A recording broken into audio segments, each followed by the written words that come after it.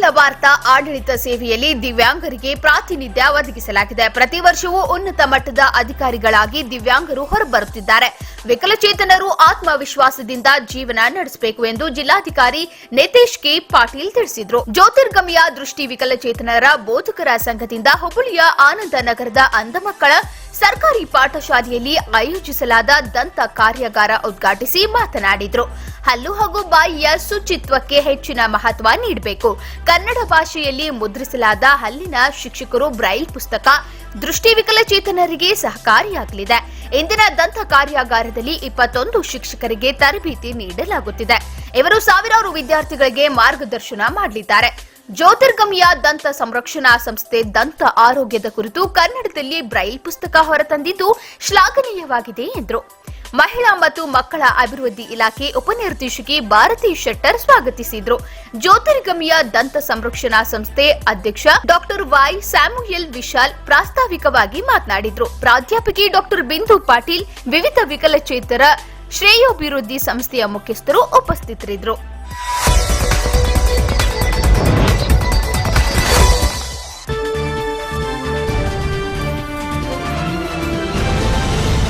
Server ಖರೀದಿಯಲ್ಲಿ ಗೋಲ್ಮಾಲ್. ಕರ್ನಾಟಕ ವಿಶ್ವವಿದ್ಯಾಲಯದ ಮೌಲ್ಯಮಾಪನ ವಿಭಾಗದಲ್ಲಿ ದುಬಾರಿ ಬೆಲೆಯ 2 ಸರ್ವರ್ಗಳ ಗೋಲ್ಮಾಲ್. ನಾಡಿನ ಪ್ರತಿಷ್ಠಿತ ವಿಶ್ವವಿದ್ಯಾಲಯಗಳ ಪೈಕಿ ಧಾರವಾಡದ ಕರ್ನಾಟಕ ವಿಶ್ವವಿದ್ಯಾಲಯವೂ ಒಂದು.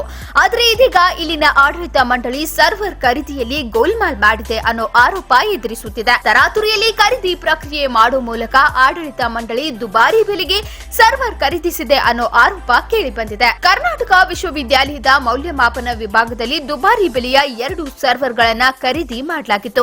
ಇದಕ್ಕೆ ಅಗತ್ಯವಿರುವ ಸಮಿತಿಗಳ ಅನುಮತಿಯನ್ನು ಪಡೆಯದೆ ಖರೀದಿ ಮಾಡಲಾಗಿದೆ. ಕಳೆದ ಜೂನ್ನಲ್ಲಿ 2 ಸರ್ವರ್ ಖರೀದಿಸಲು ಮೌಲ್ಯಮಾಪನ ವಿಭಾಗವು ಪ್ರಸ್ತಾವನೆ ಸಲ್ಲಿಸಿತ್ತು. ಇದಕ್ಕೂ ಮುಂಚೆ ತಾಂತ್ರಿಕ ಸಮಿತಿಯು ಖರೀದಿಸಬೇಕಾದ ಸರ್ವರ್ಗಳಲ್ಲಿ ಇರಬೇಕಾದ ಹಾರ್ಡ್ವೇರ್ ಪಟ್ಟಿಯನ್ನ ನೀಡಿತ್ತು. ಆದರೆ ಇದನ್ನೆಲ್ಲ ಗಾಳಿಗೆ ತೂರಿ ತಮಗೆ ಬೇಕಾದ ಸರ್ವರ್ಗಳನ್ನ ಮಾರುಕಟ್ಟೆಯ ದರಕ್ಕಿಂತ ಹೆಚ್ಚಿನ ಬೆಲೆಗೆ ಕಿಯೋನಿಕ್ಸ್ನಿಂದ ಖರೀದಿಸಲಾಗಿದೆ ಅನ್ನೋ ಗಂಭೀರ ಆರೋಪ ಕೇಳಿಬಂದಿದೆ. HP ಕಂಪನಿಯ ಸರ್ವರ್ ಪ್ರೊಲೈಂಟ್ ML350 ಅನ್ನೋ 2 ಸರ್ವರ್ 16 GB ಸಾಮರ್ಥ್ಯದ DDR, 4 GB RAM, 960 GB SSD ಅನ್ನೋ 12 ಸಾಧಕವನ್ನ ಖರೀದಿಸಲಾಗಿದೆ. ಇದು ಬರೋಬ್ಬರಿ 18.65 ಲಕ್ಷ ರೂಪಾಯಿ ಮೌಲ್ಯದ್ದಾಗಿದೆ. ಕಳೆದ ಅಕ್ಟೋಬರ್ನಲ್ಲಿ ಈ ಸರ್ವರ್ಗಳು ವಿಭಾಗಕ್ಕೆ ಬಂದಿವೆ. ಇವುಗಳಿರೋ ಬಾಕ್ಸ್ಗಳ ಮೇಲೆ 4.24 ಲಕ್ಷ ರೂಪಾಯಿ ಬೆಲೆ ಇದೆ. ಇದೇ ಇದೀಗ ಸಾಕಷ್ಟು ಅನುಮಾನಗಳಿಗೆ ಕಾರಣವಾಗಿದೆ. ವಿಶ್ವವಿದ್ಯಾಲಯದ ನಿಯಮಗಳಂತೆ 1 ಲಕ್ಷ ರೂಪಾಯಿಗಿಂತ ಹೆಚ್ಚಿನ ಖರೀದಿಸಬೇಕೆಂದರೆ BPC budget of planning committee ಅನ್ನೋ ಸಮಿತಿಯಿಂದ ಅನುಮತಿ ಪಡೆಯಬೇಕು. ಆದ್ರೆ ಈ ವಿಷಯವನ್ನ ತರಾತುರಿಯಲ್ಲಿ ಸಿಂಡಿಕೇಟ್ ನಲ್ಲಿಟ್ಟು ಅನುಮತಿ ಪಡೆಯಲಾಗಿದೆ. ಈ ಮೊತ್ತದ ಪಾವತಿಗೆ ಈಗ ಹಣಕಾಸು ಇಲಾಖೆ ಆಕ್ಷೇಪ ವ್ಯಕ್ತಪಡಿಸಿದೆ. ಸಮಿತಿಯ ಶಿಫಾರಸು ಪತ್ರವನ್ನು ನೀಡುವಂತೆ ಸೂಚಿಸಿದೆ. ಪರೀಕ್ಷೆಯ ವೇಳೆ ತರಾತುರಿಯಲ್ಲಿ ತಂದಿರೋ ಸರ್ವರ್ಗಳಿಗೆ ಅಗತ್ಯವಿರೋ SQL ತಂತ್ರಾಂಶವನ್ನ ಇದುವರೆಗೂ ಖರೀದಿಸಿದ ಕಾರಣ ಸರ್ವರ್ಗಳು ಇಂದಿಗೂ ಬಳಕೆಗೆ ಯೋಗ್ಯವಾಗಿಲ್ಲ ಅನ್ನೋದು ಮತ್ತೊಂದು ಅಚ್ಚರಿಯ ಸಂಗತಿಯಾಗಿದೆ. ಸದ್ಯ ತಂತ್ರಾಂಶ ಖರೀದಿ ಪ್ರಸ್ತಾವನೆಯನ್ನ ಇದೀಗ ಕುಲಪತಿಗಳ ಕಚೇರಿಗೆ ಕಳಿಸಲಾಗಿದೆ ಎನ್ನಲಾಗಿದೆ. ಈ ಬಗ್ಗೆ ವಿಶ್ವವಿದ್ಯಾಲಯದ ಕುಲಪತಿ ಡಾಕ್ಟರ್ ಗುಡಿಸಿ ಅವರನ್ನು ಕೇಳಿದ್ರೆ, ನಾನು ಈಗಷ್ಟೇ ಅಧಿಕಾರ ವಹಿಸಿಕೊಂಡಿದ್ದೇನೆ, ಈ ಬಗ್ಗೆ ಮಾಹಿತಿ ಪಡೆದು ಇದರ ಬಗ್ಗೆ ಚರ್ಚೆ ಮಾಡುತ್ತೇನೆ ಅಂತಾರೆ.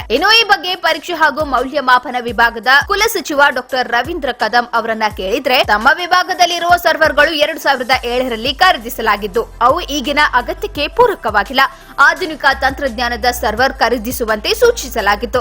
ಅದರಂತೆ ಸರ್ಕಾರದ ಅನುಮತಿ ಪಡೆದು ಕಿಯೋನಿಕ್ಸ್ಗೆ ಗುತ್ತಿಗೆ ನೀಡಲಾಗಿತ್ತು ಅಂತಾರೆ. ಒಟ್ಟಿನಲ್ಲಿ ಸರ್ವರ್ಗಳಿಗೆ 2 ಪಟ್ಟು ಹೆಚ್ಚಿನ ಹಣ ನೀಡಿದ್ದು ಮಾತ್ರ ಇಲ್ಲಿ ನಡೆದಿರೋ ಗೋಲ್ಮಾಲ್ಗೆ ಸಾಕ್ಷಿ ಎನ್ನುವಂತಾಗಿದೆ. ನಾನು ನನಗೇನು ಐಡಿಯಾಸ್ ಇದ್ದಲ್ಲ ಅದನ್ನ ಎಕ್ಸಿಕ್ಯೂಟ್ ಮಾಡ್ಲಿಕ್ಕೆ ಆಗ್ತಿತ್ತು, ಇಮಿಡಿಯೇಟ್ಲಿ ಮಾಡ್ತಿದ್ದೆ. ಸೊ ಇವಾಗ ಏನಾಗುತ್ತೆ, ಇಲ್ಲಿ ಬಂದು ಕೂತಿನ ಅನ್ಕೂಲ ಅದನ್ನು ಗೊತ್ತು ಮಾಡ್ಕೋಬೇಕು, ತಿದ್ದಬೇಕು ಮತ್ತು ಮುಂದೆ ಹೋಗ್ಬೇಕು. ಅಕಾಡೆಮಿಕ್ ಆಗಿ ಆಗಿದೆ. ಟೀಚಿಂಗ್ ಒಳಗೆ ಹುಡುಗರೆಲ್ಲ ಲಾಕ್ಡೌನ್ ಇರೋದಕ್ಕೆ ಮನೇಲಿ ಹೋಗ್ಬೋದು. ಆಮೇಲೆ ಆನ್ಲೈನ್ ಕ್ಲಾಸಸ್ ಸ್ಟಾರ್ಟ್. ಆನ್ಲೈನ್ ಬರ್ಬೋದು, ಆಫ್ಲೈನ್ ಬರ್ಬೋದು, ಅಥವಾ ಇವತ್ತು ಆಫ್ಲೈನ್ ಬಂದು ನಾಳೆ ಆನ್ಲೈನ್ ಹೋಗ್ಬೋದು. ಸೊ ಅವ್ರ ಕಡೆ ನಮ್ಮದು ಗೈಡ್ಲೈನ್ಸಸ್ ಚೇಂಜ್ ಆಗ್ತಾ ಇದ್ದಾವೆ. ಸೊ ವಿತ್ ಆಲ್ ದಿಸ್ ಇದು ನಮ್ಮಲ್ಲಿ ಮಾತ್ರ ಅಲ್ಲ, ಇಡೀ ಜಗತ್ತಲ್ಲಿ ಈ ರೀತಿ ಇರೋದ್ರಿಂದ ಟೆಸ್ಟ್ ಮಾಡಿಸ್ತಾ ಇದ್ದೀವಿ. ಆಲ್ಮೋಸ್ಟ್ ಇವಾಗಲೇ 3,000ಕ್ಕಿಂತ ಹೆಚ್ಚು ಜನರನ್ನು ನಾವು ಟೆಸ್ಟ್ ಮಾಡಿಸಿದ್ದೀವಿ. ಎಲ್ಲ ಪ್ರತಿ ನಡೆದಿದೆ. ಏನೇನು ನಮ್ಮದು ಸ್ಟ್ಯಾಂಡರ್ಡ್ ಆಪರೇಟಿಂಗ್ ಪ್ರೊಸೀಜರ್ಸ್ ಏನೇನು ಕಾಳಜಿ ತೊಗೋಬೇಕಲ್ಲ ಎಲ್ಲ ಕಾಳಜಿ. ಹಾರ್ಡ್ಲಿ ಒಂದು 3-4 ಪಾಸಿಟಿವ್, ಅದು ಏನು ನಾನ್ ಸಿಂಪ್ಟಮ್.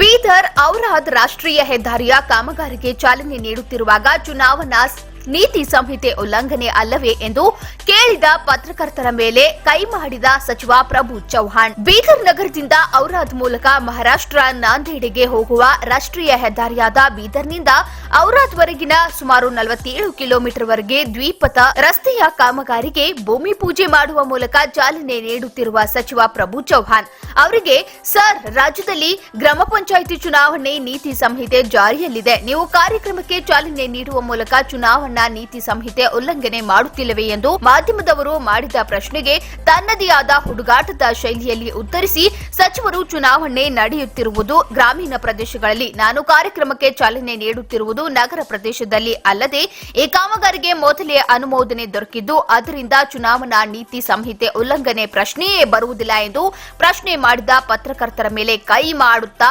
ಹೇಳಿ ಮುನ್ನಡೆದ ಸಚಿವ ಪ್ರಭು ಚೌಹಾಣ್. ಇದರಲ್ಲಿ 750 crore ಕೆಲಸ ಪೂಜೆ ಮಾಡ್ತಾ ಇದ್ರೆ ನಮ್ಮ MP ಸಾಹೇಬರು, ಗಡ್ಕರಿ ಸಾಹೇಬರು ಕಿಮಿಕ್ ಮಾಡಲ್ಲ, ಪ್ರಾಕ್ಟಿಕಲ್ ಮಾಡ್ತೀವಿ. ಚುನಾವಣೆ ಗ್ರಾಮ ಪಂಚಾಯತ್ ಮಂಜೂರಾಗಿದೆ ಮಾಡಿದೀವಿ. ಈಗ ಕೆಲಸ ಚಾಲು ಮಾಡ್ತಾ ಇದೀವಿ.